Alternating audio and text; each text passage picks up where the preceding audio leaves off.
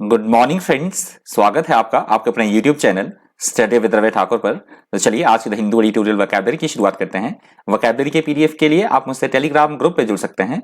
मैं अपने Telegram group का लिंक इसी वीडियो के डिस्क्रिप्शन बॉक्स में डाल दूंगा, तो आप इसी वीडियो के डिस्क्रिप्शन बॉक्स में जाकर मेरे टेलीग्राम ग्रुप के लिंक को एक्सेस कर पाएंगे। तो चलिए शुरुआत करते हैं। पहला जो एडिटोरियल का हेडिंग है, free and open on US defence secretary's visit to India. तो अभी जो यूएस के डिफेंस सेक्रेटरी है उनकी विजिट के बारे में दिया गया पहला एडिटोरियल, वो इंडिया आए थे अभी।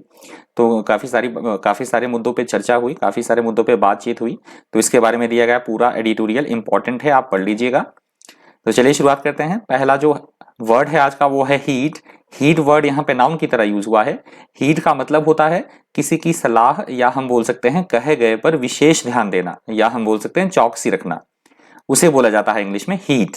If you heed someone's advice और warning, you pay attention to it and do what they suggest, that is called heed. Heed के सिनोनिम्स हैं ओबे, रिगार्ड और अटेंशन। ओबे, रिगार्ड और अटेंशन इसके सिनोनिम्स हैं। एंटोनिम्स हैं इग्नोर, नेग्लेक्ट और डिसरिगार्ड। इग्नोर, नेग्लेक्ट और डिसरिगार्ड इसके एंटोनिम्स हैं हीट वर्ड के।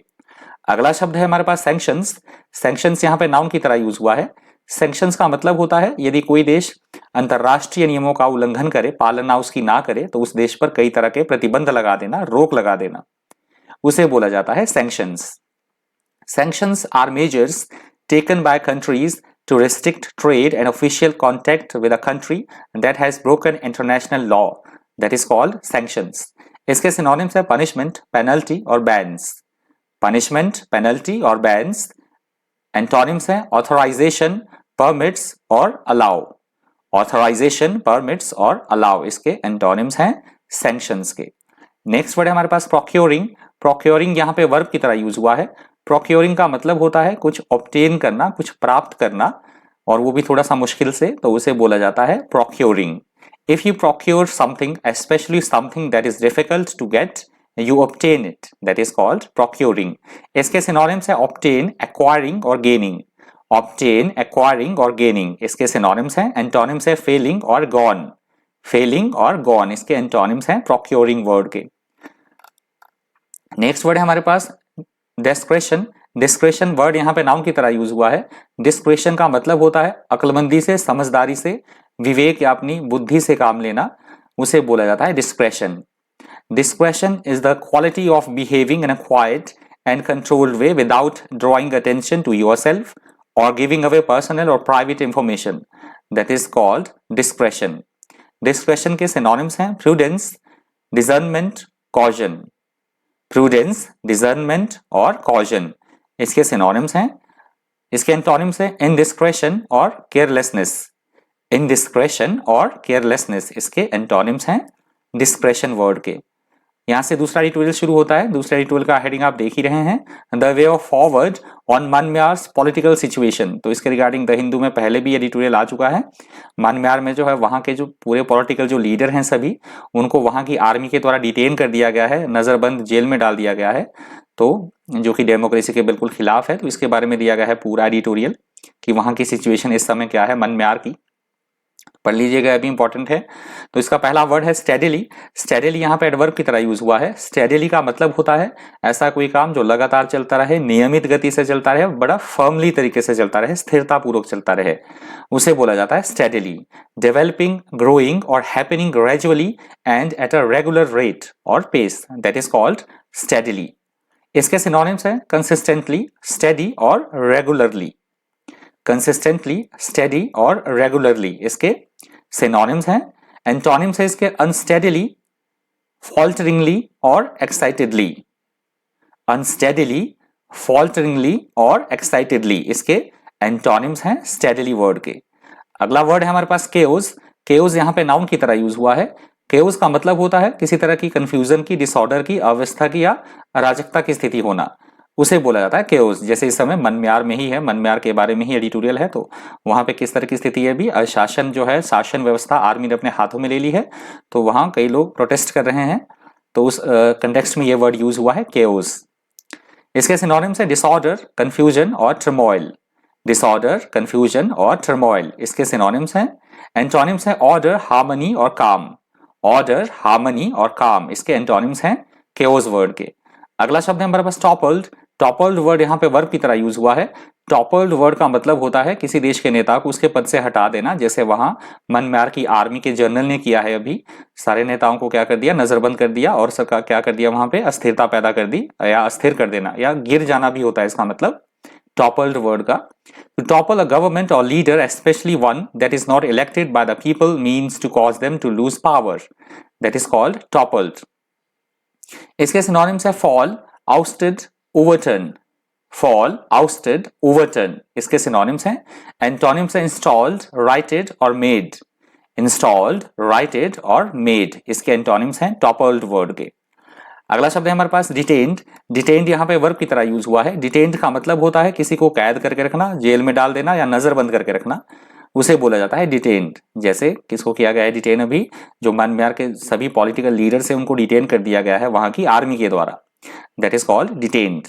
When people such as a police detain someone, they keep them in a place under their control. That is called detained. इसके synonyms हैं arrested, imprisoned, custody. Arrested, imprisoned और custody इसके synonyms हैं। Antonyms हैं punctual, absolute और bored. Punctual, absolute और bored इसके antonyms हैं डिटेन्ड वर्ड के। अगला शब्द है हमारे पास डिस्वेडिंग। डिस्वेडिंग वर्ड यहाँ पे वर्ब की तरह यूज हुआ है। डिस्वेडिंग वर्ड का मतलब होता है किसी को कोई काम ना करने के लिए कहना, यहाँ कहना भी होना चाहिए था, माफ कीजिएगा, टाइपिंग मिस्टेक हो गया थोड़ा। तो किसी को कोई काम ना करने के लिए कहना, उसको इतना परसुएड करना कि वो काम कोई ना करे, या हम बोल सकते हैं विपरीत परामर्श, उल्टी सलाह देना किसी को, उसको बोला जाता है dissuading. If you dissuade someone from doing और believing something, you persuade them not to do और believe it, that is called dissuading. इसके सिनोनिम्स है डेटर, डिस्करेजिंग और डेटरेंट। डेटरेंट, डेटर, डिस्करेजिंग और डेटरेंट इसके सिनोनिम्स हैं। एंटोनिम्स है alluring, boost confidence और चीयरिंग। अल्यूरिंग, बूस्ट कॉन्फिडेंस और चीयरिंग इसके एंटोनिम्स हैं डिस्वेडिंग वर्ड के। अगला शब्द है हमारे पास बैटर्ड। बैटर्ड वर्ड यहाँ पे वर्ब की तरह यूज हुआ है। बैटर्ड का मतलब होता है कोई भी चीज बुरी हालत में होना, क्षतिग्रस्त होना, बहुत बुरी हालत में होना कोई चीज, उसे बोला जाता है battered. Something that is battered is old and in poor condition because it has used a lot. That is called battered. तो ये battered word यूज हुआ है वहां के म्यांमार की अर्थव्यवस्था के बारे में, या जो भी सिचुएशन है वहां पे वो बहुत खराब है, उसके बारे में यूज हुआ है वर्ड battered। इसके सिनोनिम्स है shabby, dilapidated, dilapidated और damaged। dilapidated, shabby, dilapidated और damaged। shabby, dilapidated और damaged इसके सिनोनिम्स हैं। एंटोनिम्स हैं undamaged, improve और unabused। undamaged, improve और unabused इसके एंटोनिम्स हैं battered वर्ड के। नेक्स्ट वर्ड है defiant। defiant वर्ड यहाँ पे एडजेक्टिव की तरह यूज हुआ है। defiant वर्ड का मतलब होता है ऐसा कोई व्यक्ति जो आज्ञा का उल्लंघन करे, किसी की बात को ना माने, आज्ञा का पालन ना करना, या उसे हम विद्रोही भी बोल सकते हैं, तो उसे बोला जाएगा इंग्लिश में डिफायंट।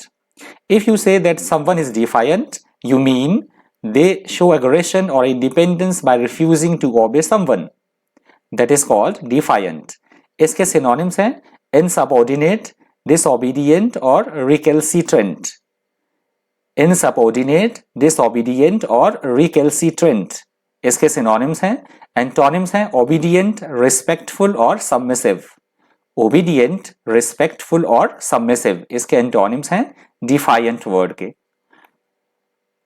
और आज की द हिंदू एडिटोरियल वोकैबुलरी का ये अंतिम शब्द है ब्लडशेड। ब्लडशेड वर्ड यहाँ पे नाउन की तरह यूज हुआ है।